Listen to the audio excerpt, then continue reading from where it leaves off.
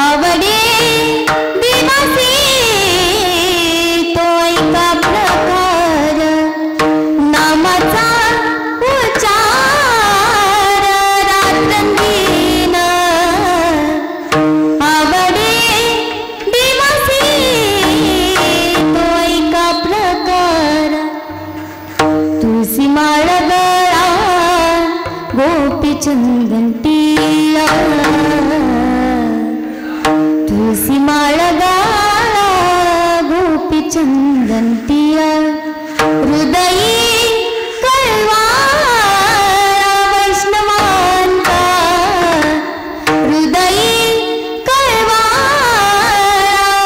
वैष्णवांचा आवडे दिवसी तो एका प्रकार आषाढी कार्तिकी पंढरीची वारी साधना निधारी आन नाही आवडे दिवसी तो एका प्रकार एका जनाधनी ऐसा जचा नेम एका जनाधनी ऐसा जचा नेम तो दिवा पराम पूज जगी आवडे दिवसी तो एका प्रकार विठ्ठलाने कथेचा विस्तारू बाबाजी सद्गुरुदास दुघा नमो ज्ञानेश्वरा नमो ज्ञानेश्वरा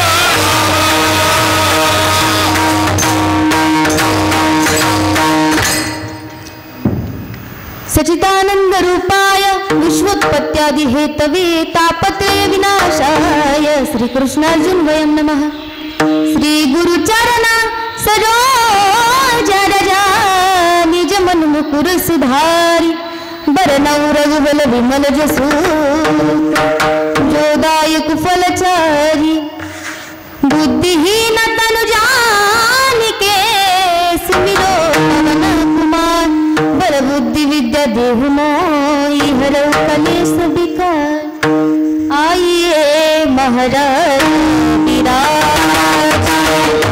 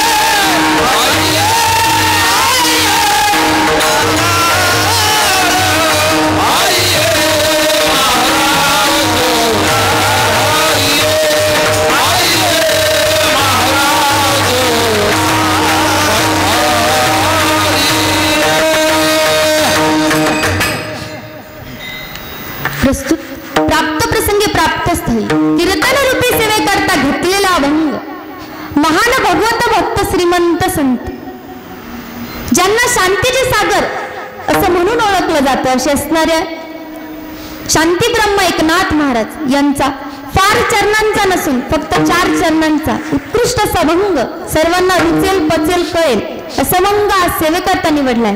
आणि नाथबाबा अभंगात काय सांगतात की देवाची आवड सांगतात. विठ्ठल सातारकर बाबाच्या पुण्यतिथीनिमित्त चाललेला अखंड हरिनाम सप्ताह. या सप्ताहामध्ये मला कीर्तन करण्याची आपले नाना असतील तुम्ही सर्वांनी मला कीर्तन करण्याची संधी दिली. मी माझं परम भाग्य समजते. व मी ते कीर्तनामुळे म्हणजे कीर्तन करते हे कोणामुळे तर माझे गुरुवर्य साध्वी सोनाली दिदी करते यांच्या चरणी नतमस्तक होते. आई वडिलांच्या चरणी नतमस्तक होते. तुम्हा सर्वांच्या चरणी नतमस्तक होते. व कीर्तनला साथ करणारे उत्कृष्ट गायनाची साथ करणारे आदरणीय हरिभक्त परायण विठ्ठल महाराज कुलकर्णी असतील. शंकर महाराज आसनकर महाराज फटांगडे सर्व गायक मंडळी असतील. मृदुंगाची गोड अशी साथ करणारे हरिभक्त परायण जगन महाराज गीते व माझ्या कीर्तनाला आवर्जून उपस्थिती असणारे रमेश बाबा असतील त्यांच्या चरणी सुद्धा नतमस्तक होते. विनेकरी बाबा असतील साऊंड सिस्टीम असेल. व हा कार्यक्रम तुम्हाला पुन्हा बघण्यासाठी आपलं YouTube चॅनल आहे वारकरी सुवर्णयोग माझा भाऊच आहे. पुन्हा कार्यक्रम बघायची इच्छा झाली तर तुम्ही YouTube चॅनलवर बघू शकता. सर्वांच्या चरणी नतमस्तक होते व सेवेला सुरुवात करते.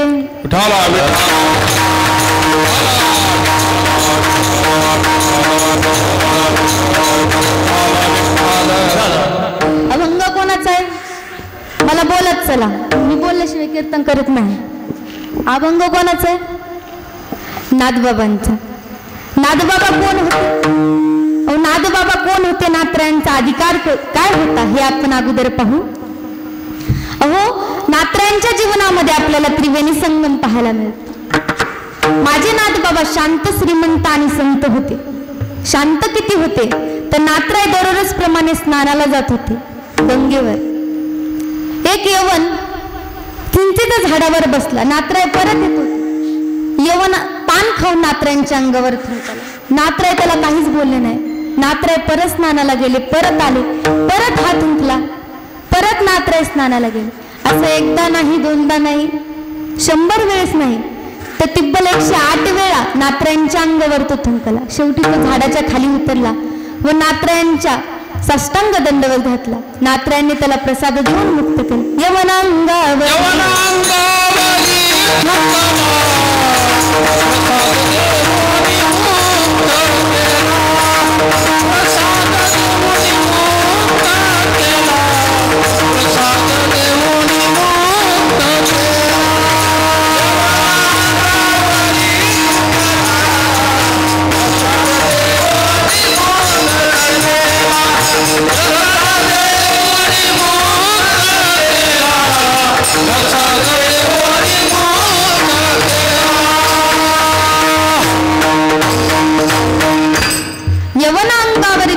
प्रसाद देऊन मुक्त केला. तो यवन नाथरायांच्या अंगावर थुंकला तरी नाथरायाने त्याला प्रसाद देऊन मुक्त केलं. म्हणजे मला सांगायचं काय तर नाथराय शांत खूप होते. नाथराय श्रीमंत किती होते तर माझ्या नाथरायांच्या घरी दररोज देवाला पुरणपोळीचा नैवेद्य असायचा. आपल्या इथं असतो का? असतो का? बोलत चला मला. असतो का? पुरणपोळी सोडा चटणी भाकर असते. तुमच्याकडे असते. आम्ही कुठं काही गेलो तर तिथं एक बाई मिळाली आणि म्हणाली ताई तुम्ही कीर्तन करता? म्हणलं हो. म्हणे मग तुम्ही देवाची पूजा करत असता? म्हणलं हो. म्हणलं ताई तुम्ही करता का? म्हणे हो. म्हणलं किती वेळेस? म्हणे आठवड्यातून एकदा बाजार असतो. पण बाजाराच्या दिवशी मी आंघोळ करते तेव्हा देवाला आंघोळ घालते. म्हणून तुम्हाला विचारलं तुमच्या इथं असतो का चटणीचा भात. नाथराय खूप श्रीमंत होते. नाथरायांच्या घरी दररोज काकडा आरती चालू असायची. भक्तीची या पोटी बोध काकडा ज्योती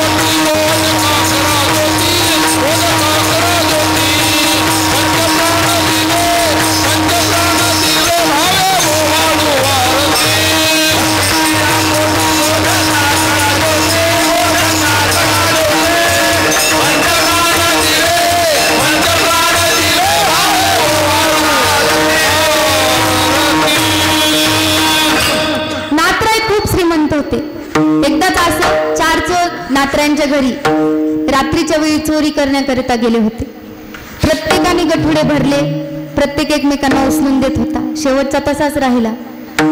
शेवटचा म्हणतो, अरे मला थांबा ना. तेवढ्यात नात्र्यांना जाग आली. नात्र्या म्हणता, अरे काय झालं?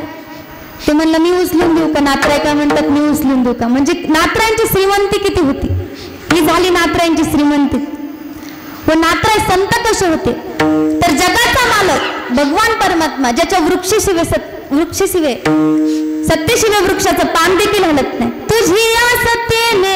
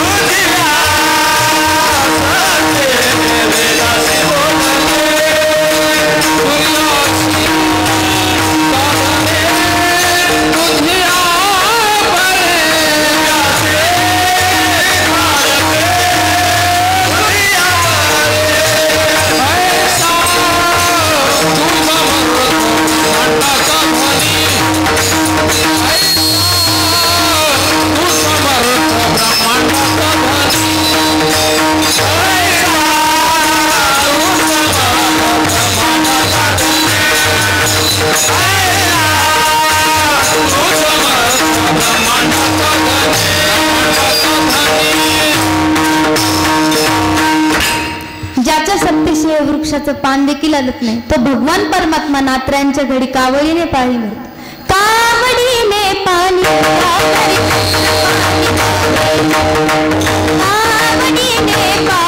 जागरी चक्र पाणी वाहे.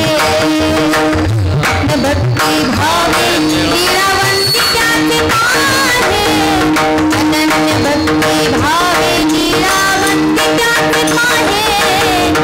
अनन्य भक्ती भावे लीलावंती त्याचे पाहे. लीलावंती त्याचे पाहे. ओ वाळू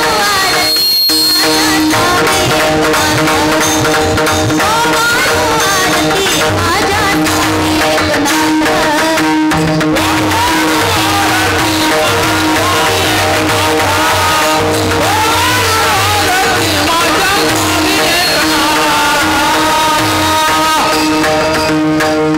किंवा द्वारकेची मूर्त द्वारकेची मूर्त द्वारकेची मूर्त एकनाथा घरी पाणी वाहे हारी.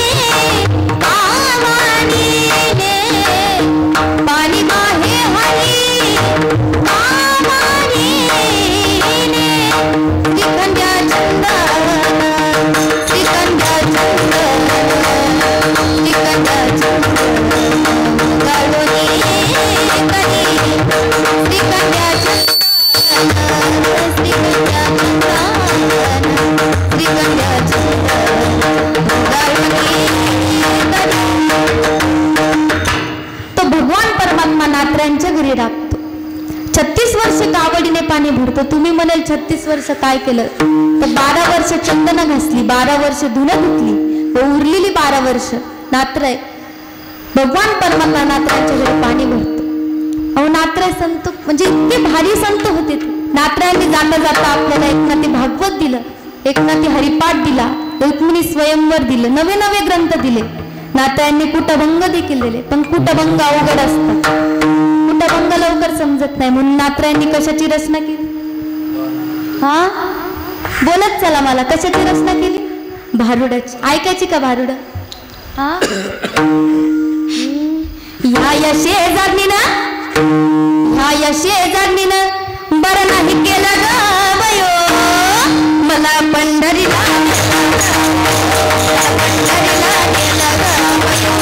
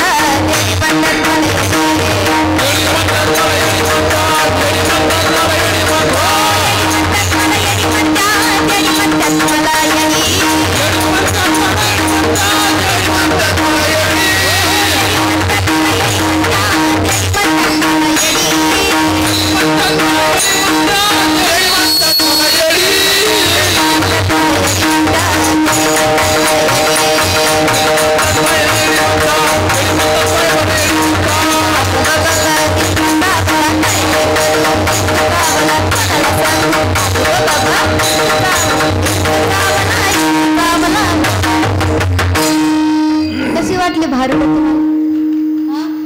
बोलत चला मला. हा भारूड ऐकल्यावर मूड कसा फ्रेश होतो म्हणून भारूड घेतली मी. म्हणजे सांगायचं काय तर नात्रे जाता जाता आपल्याला नात्र्याने खूप ग्रंथ दिले. तेच नात्रे अभंगात आपल्याला सांगतात की देवाला नामस्मरण करणारे भक्त आवडतात. आता नामस्मरण केलंय कोणी तर माझ्या शबरी मातेने केले, मीराबाईने केले. अहो शबरी माता भिल्ल समाजाची होती ना, होती का नाही? हा कमी ऐकायला येतं मला, होती का नाही? माझी शबरी माता भिल्ल समाजाची होती. ती एका ऋषींच्या आश्रमात राहायची. ऋषींचा अंतकाळ जवळ आला होता म्हणून ऋषी म्हणतात शबरी माता मला माझ्या प्रवासाला जायचं आहे. शबरी माता म्हणतात स्वामी मी तुमच्या सोबत येते. ऋषी म्हणतात नको म्हणे पण मी इथं बसून काय करू. तर स्वामी जाता जाता म्हणतात तू काहीच करू नको फक्त प्रभू रामचंद्रांची वाट बघ. शबरी मातेने इतके भजन केलं, इतकं भजन केलं. स्वतः भगवान परमात्मा लक्ष्मणजीला म्हणतात लक्ष्मणजी आपल्याला शबरी मातेची भेट घेण्याकरिता जावं लागलं. तिने आपली खूप भक्ती केली. प्रभू रामचंद्र आणि लक्ष्मणजी इकडून निघतात व शबरी मातेचं इकडं भजन चालू राहत. शबरी मातेचं भजन चालू राहत. श्रीराम जानकी बैठे मेरे सीने में, श्रीराम जानकी बैठे मेरे सीने में. इकडे भजनात मध्ये ही गुंग होती. कोण? शबरी माता. भगवान परमात्मा येतात शबरी मातेला हलवतात. अगं शबरी मी आलोय तुला भेटायसाठी. पण शबरी माता भानावर नसते. शबरी माता म्हणते शबरी मातेला म्हणजे भगवान परमात्म्याला पाहून शबरी मातेच्या डोळ्यामध्ये पाण्याच्या धारा लागल्या, अश्रूच्या धारा लागल्या. तिला म्हणजे तिने अगोदर ठरवलं होतं मी हे करील ते करील पण भगवान परमात्मा दिसला मला. मी काय करू ही तिला सुचत नव्हतं. मला याच्यातून सांगायचं काय तर नामस्मरण केलं तर भगवान परमात्मा सुद्धा भेटीसाठी येतो. माझ्या मीराबाईने सुद्धा भजन केलं. मीराबाईने काय केलं नामस्मरणासाठी विषाचा प्याला सुद्धा प्राशन केला. रानाने विष दिया मानो अमृत पिया, दिया मानो अमृत पिया, मेरा सागर में सरिता समाने लगी, वो तो गली गली गली गुन गाने लगी. ऐसी लागी लगन मेरा हो गई लगन, ऐसी लागी लगन मेरा हो गई लगन, ऐसी लागी लगन मेरा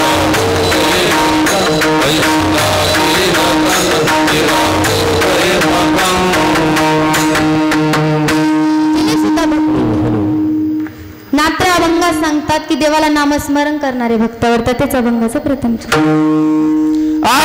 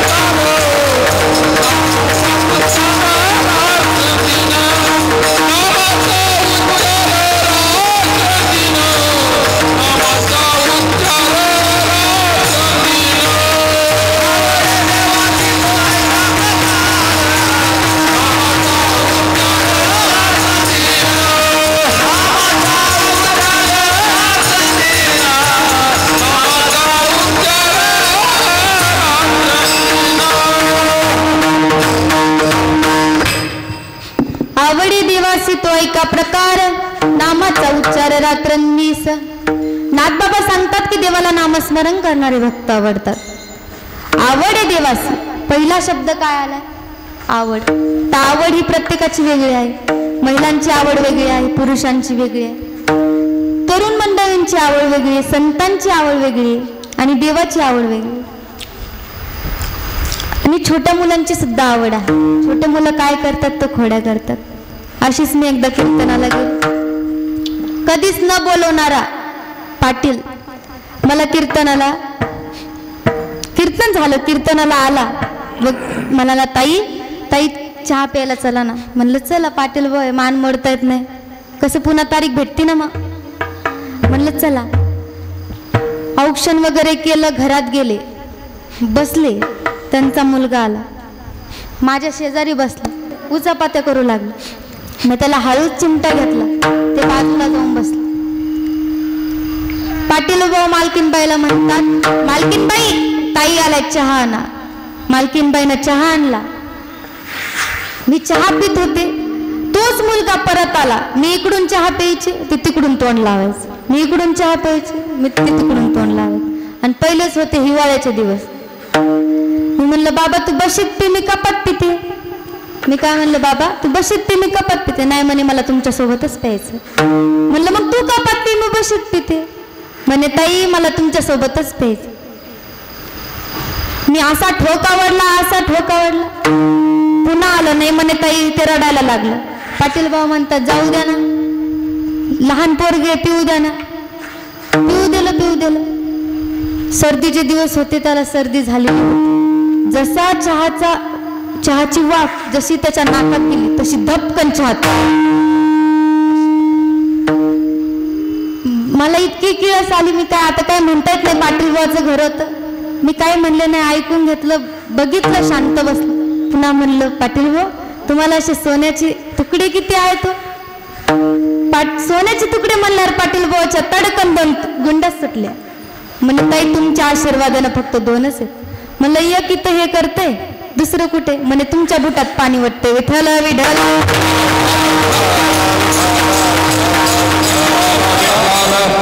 म्हणजे मला सांगायचं काय, तर लहान मुलांची आवडी खोळ्या करणं आहे.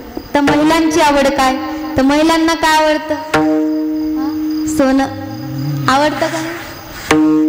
हा, आवडतं ना? किती आवडतं सांगू का?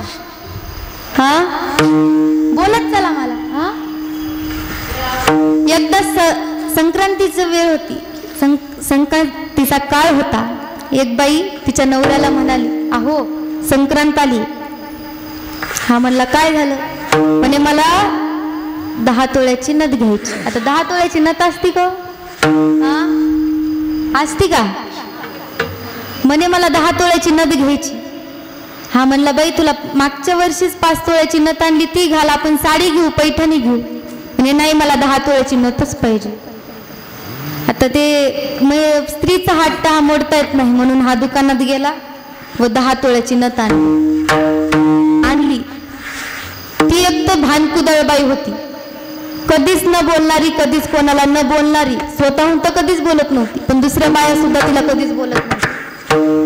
चांगलं बोलायला गेलं तर ती वाकड्यात शिरायची. आता हिनं नथ आणली होती म्हणून सगळ्या बायांना चहा प्यायला हिनं घरी बोलवलं. सगळ्या बाया आल्या. तिनं ती नथ घातली.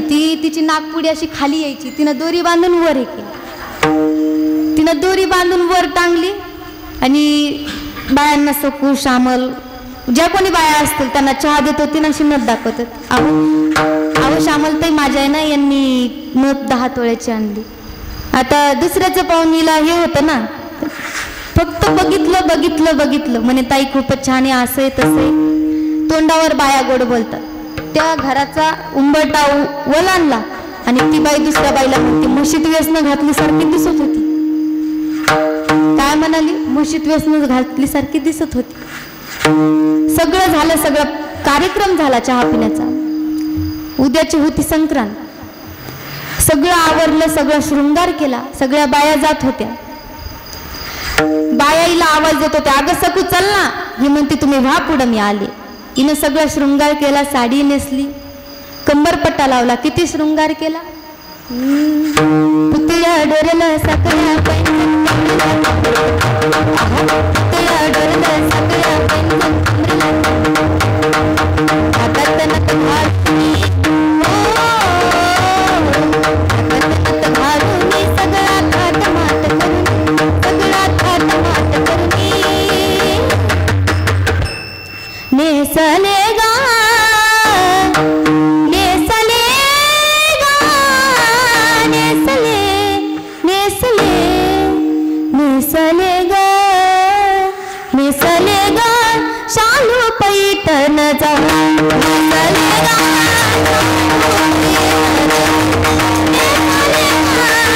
शालू पैठण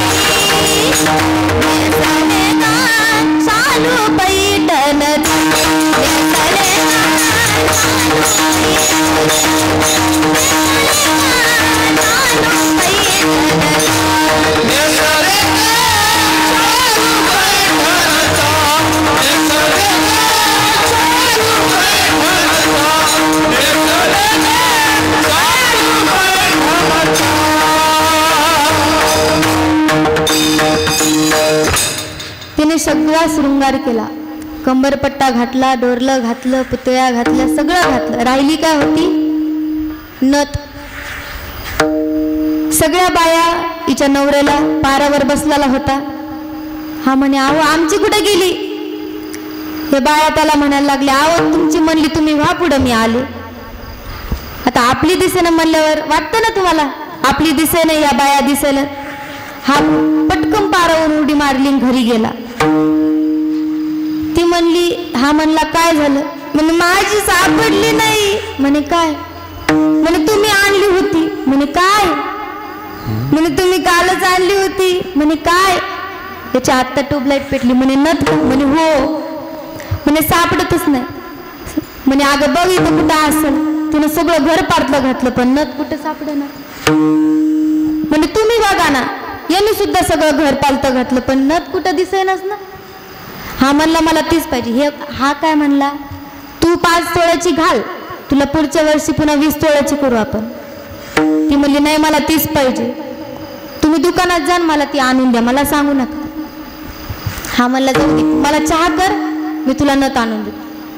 ही स्वयंपाक घरात गेली. गॅस पेटवला, पातेलं ठेवलं, पाणी टाकलं, पत्ती टाकली, साखर टाकायला डब्बा उघडला, त्याच्यात हात घातला, असं केलं तर नथ दिसली. ही म्हणे सापडली. याला वाटली चिपकलीच का. ती म्हणली गेली आता. हे स्वयंपाक घरात गेलं. म्हणे सापडली. म्हणे तुम्ही तुमचा चहा तुम्ही घ्या मी चालले वाण द्यायला. विठ्ठल विठ्ठल.